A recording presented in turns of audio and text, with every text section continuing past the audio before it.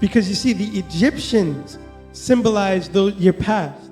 Those things that have held you in bondage for years. Those things that kept you from being with God and spending time in His presence. You know, whether it be the lust, the pride, the relationship, whatever it is, that is what Egypt is. Egypt is your past.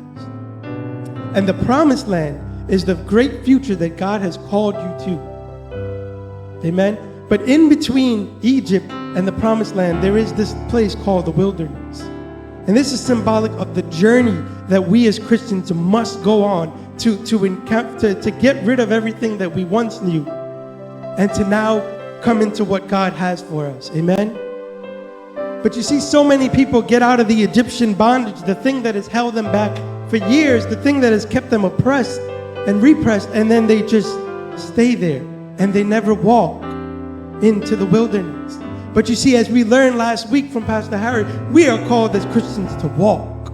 We are called to walk in holiness. We are called to walk in love. We are called to walk in faith and in the hope that God has given us through Jesus. We are called to walk.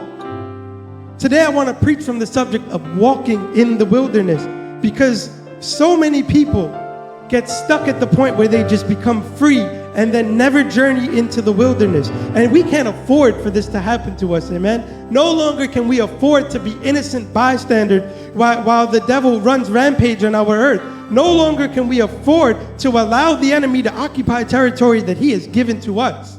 Amen. It is time for the church to walk. It is time for each and every one of us to walk. We can no longer stand by and wait. It is time to walk. Won't you look at somebody next to you and say, neighbor, we got to walk in the wilderness.